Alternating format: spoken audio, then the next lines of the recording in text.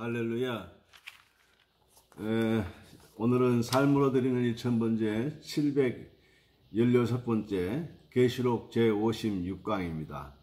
오늘은 24장로에 대해서 함께 생각하고 은혜를 나누고자 합니다. 24장로, 계시록 21장 4절에 보면 또 보좌에 둘려 24보좌들이 있고 그 보좌들 위에 24장로들이 흰옷을 입고 머리에 금관을 쓰고 앉았더라. 이 말씀을 가지고 은혜를 나누고자 하는 것입니다. 자, 여기서 24장로가 등장하는데 이 24장로는 누구인가?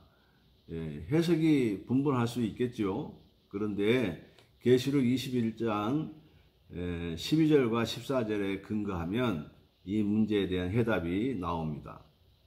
계시록 21장 12절과 14절을 제가 읽겠습니다. 크고 높은 성곽이 있고 12문이 있는데 문에 12천사가 있고 그 문들 위에 이름을 썼으니 이스라엘 자손 12지파의 이름들이라. 12지파의 이름들이라고 나와 있죠.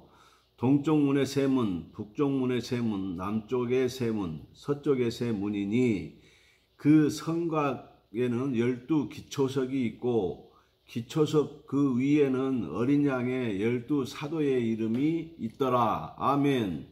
답 나왔죠? 24장로는 누구누구다고요? 구약의 12지파, 신약의 12사도 이렇게 얘기하는 겁니다. 그래서 합하여서 24장로가 되겠습니다. 자, 이 사람들은 이스라엘을 대표하는 12지파는 구약을 대표하는 성도들이고 어린 양의 12사도는 신약을 대표하는 성도들로 보면 됩니다. 그런데 12사도 중에 가룟 유다가 빠지고 이제 제비뽑기에서 마띠아가 들어갔죠. 그리고 사도 바울도 자칭 사도입니다. 어쨌든 그러면 우리가 12사도에 사도 바울을 넣을까요? 뺄까요? 넣을까요? 뺄까요? 넣자니 13이 되고 빼자니 섭섭하고 이상하죠? 그것은 우리가 정할 문제가 아니고 주님이 결정하실 일이고 성서 저자는 이 12이라고 하는 숫자만 맞춰주면 문제가 해결되니까 누구로 채우든지 12만 채우면 된다는 것입니다. 이 이야기를 계시록 7장 삽입 이상 공부할 때 분명히 말씀을 드렸죠. 누가 들어가고 누가 빠지고 이것은 의미가 없고 12 숫자만 맞춰주면 되는 것입니다.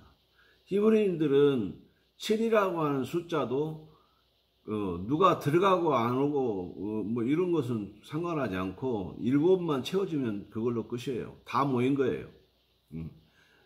70명이 모였든 100명이 모였든 7만 모이면 다 모인 걸로 완전수로 이해를 하는 것처럼 이 12사도도 이 12제자도 또 12지파도 전부 다 12를 맞추면 되는 것입니다.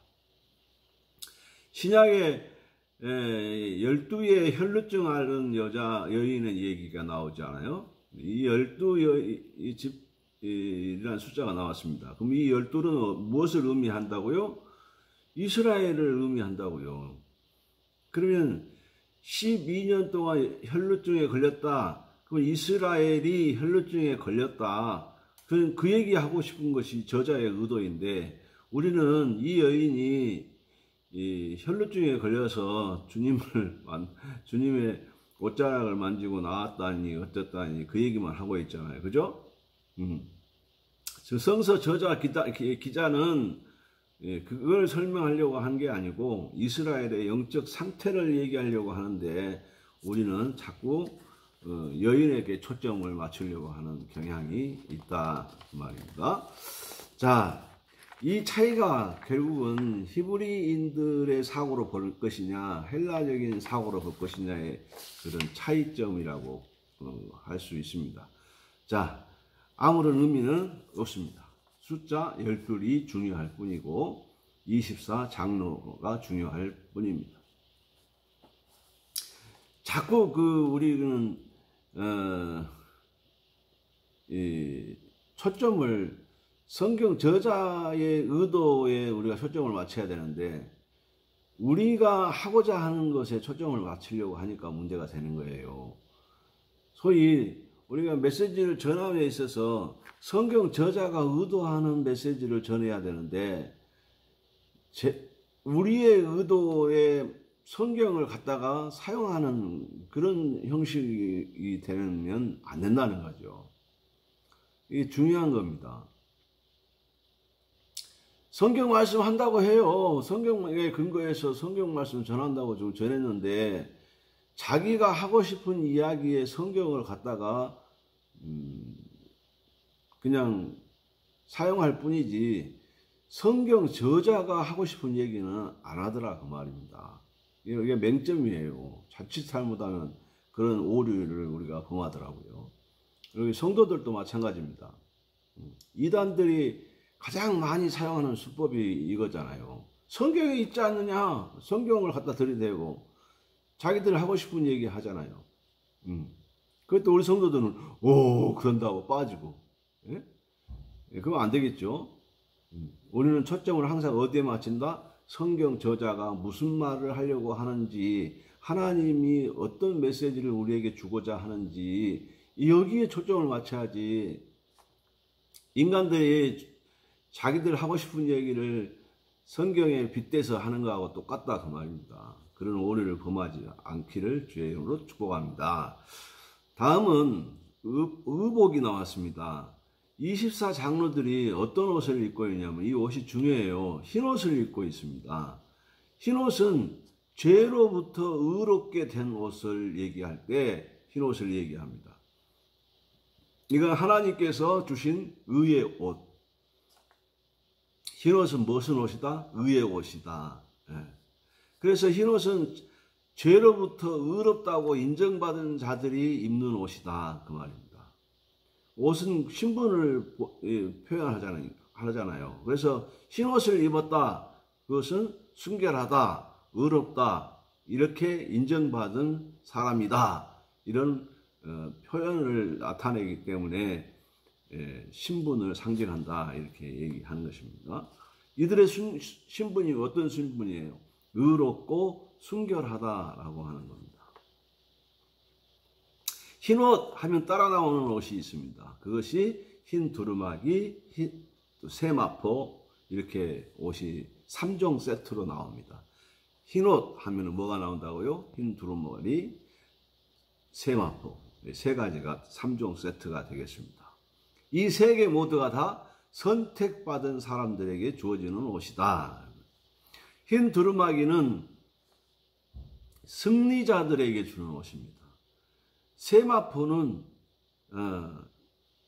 예복을 얘기합니다.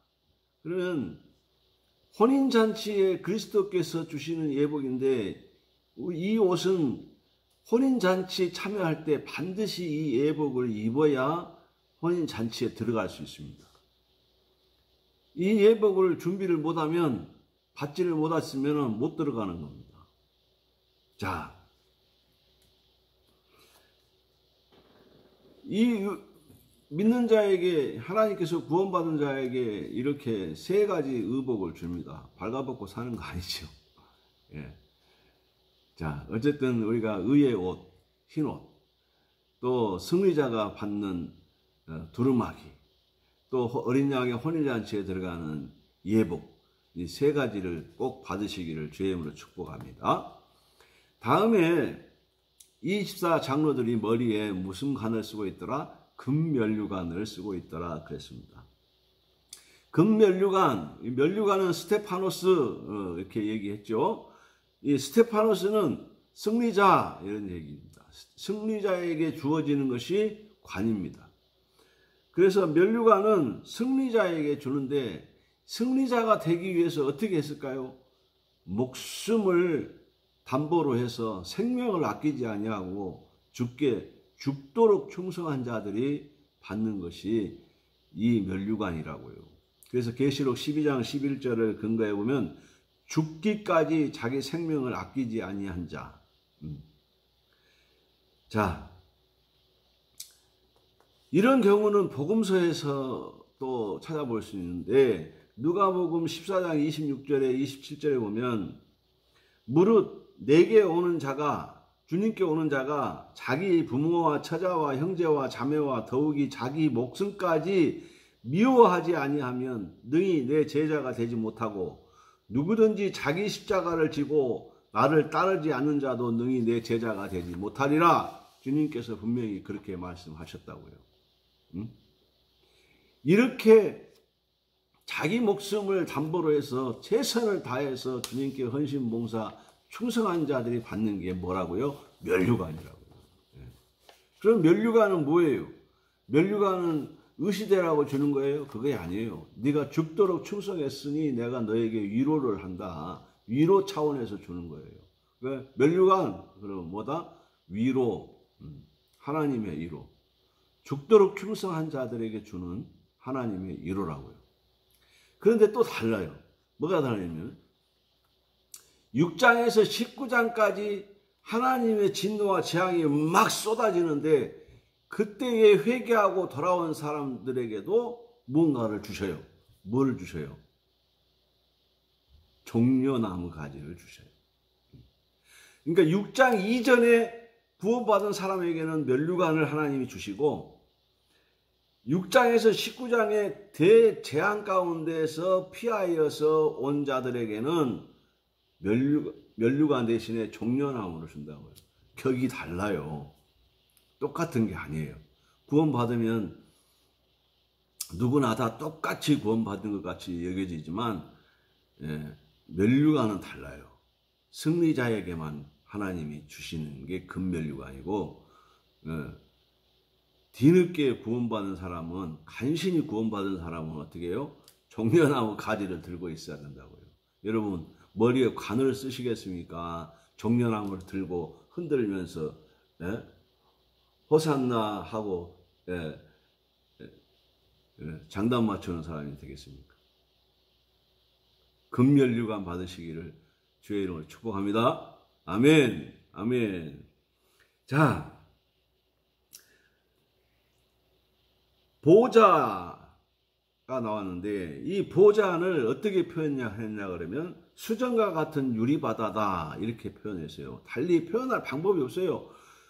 투명하다 이걸 표현해야 되겠는데 이 달리 표현할 방법이 없으니까 수정과 같은 유리바다다 이렇게 표현을 했습니다. 오늘날 유리에는 이 뒷면에 은박을 입히면 어떻게 돼요? 투명하게 보이죠. 그런데 당시에는 이런 유리가 아니다. 발전이 안 돼서 그런 게 없으니까 2000년 전 BC 2500년 전에 에집트에서 에집트인들이 거울을 만드는 게 발견이 되는데 이렇게 생겼어요. 이렇게 이렇게 보시면 이렇게 잘 보이시죠? 숟가락처럼 생겼죠? 거기를 겉적 표면을 열심히 광을 내면은 얼굴이 밝게 보일까요? 자세히 주근깨까지 다 나오게 보일까요? 아니면 희미하게 보일까요? 희미하게 보여요. 그래서 바울이 성경에도 고린도전서 13장 12절에 보면 바울이 거울로 보는 것 같이 희미하다 이렇게 얘기해야 돼요. 거울로 보는데 왜 희미하냐고요. 환하게 보여야지. 그런데 당시의 문화를 적용해서 보면 이 청동에다가 구리를 열심히 광택을 했으니까 희미하게 보일 밖에 달리 표현할 방법이 없다 그 말입니다. 자, 그 다음에 이제 네 생물이 나옵니다. 네 생물이 사자, 송아지, 사람, 독수리, 보좌 주변에 이 네 생물이 딱 보좌를 하고 있는 거죠. 그런데 이 사자들이 거룩하다, 거룩하다, 거룩하다 이걸 계속 하고 있는 거예요. 히브리인들의 삼중 구조, 거룩하다, 거룩하다, 거룩하다 이렇게 지금 표현을 하고 있는 것입니다. 그리고 계시록 4장 8절에 보면 전에도 있었고 이제도 있었고 장차 오실 자 이렇게 해서 이 삼중 구조 문법이 있습니다. 성경을 표현하는 데 있어 삼중 구조로 표현을 하는데 이들이 계속 거룩하다, 거룩하다, 거룩하다를 해요. 그러면 이 네 개의 이 네 생물이 누구를 상징하느냐, 뭐냐 이렇게 물어볼 수 있잖아요, 그죠? 그런데 대부분 우리 이제 신학교에서 공부할 때 사복음서를 이 네 생물과 비유를 했어요. 그래서 마태복음은 사자의 복음이다, 이렇게 얘기를 하고 또 마가복음은 또 황소 다시 볼게요. 마태복음은 사자로 보고 또 마가복음은 황소로 보고 또 누가복음은 사람으로 보고 요한복음은 독수리로 보고 이렇게 해석을 해요. 그래서 독수리 복음서, 황소 복음서 이렇게 얘기해서 그리스도를 나타난다고 얘기를 하지만 여기에서는 계시록에서 이 네 생물은 이런 복음서하고 상관없이 이 천사들을 얘기한다고요. 천사들을. 아니 주님께서 거룩하다 이렇게 하고 있으면 안 되잖아요. 그죠? 예? 보좌에 천사들이 들러서서 거룩하다 이렇게 해야 맞는 거죠. 지금 그 얘기를 하고 있는 것입니다. 자, 오늘 강의는 아주 짧습니다. 그러나 아주 중요한 포인트가 들어가 있는 거죠. 24장로, 구약을 대표하는 성도, 신약을 대표하는 성도 12를 합해서 24장로로 해놓고 보좌에 앉고 흰옷을 입고 머리에 면류관을 쓰고 이렇게 천사들이 둘러서서 거룩하다 하며 지금 있는 모습이고 그런 대우를 받는데요. 4장 이전에 6장 이전에 구원받은 사람들은 대환란 이전에 구원받은 사람들에게는 하나님께서 그런 대우를 해주신다 그 말입니다. 여러분 면류관 쓰시겠습니까? 종려나무 들고 흔드시겠습니까? 아니면 영원한 불못에 떨어지겠습니까? 이왕이면 여러분 죽도록 충성해서 머리에 금 면류관 쓰고 흰 예복 입는 복된 성도 되시기를 주의 이름으로 축복합니다. 기도하겠습니다. 하나님 감사합니다. 오늘도 귀하고 복된 말씀을 주셨습니다. 오늘 이 말씀이 생명의 말씀, 은혜의 말씀 되게 해주시고 우리가 죽도록 충성하라, 생명의 면류관을 내게 주리라 약속하신 그 말씀대로 우리가 주를 위해 이 마지막 때 헌신 봉사 충성하게 하여 주시고 하나님이 주시는 위로인 금면류관 받는 저희들 되게 해 주시옵소서. 예수님 이름으로 간절히 축복하고 기도하옵나이다. 아멘. 감사합니다. 할렐루야. 다음 시간에 뵙겠습니다.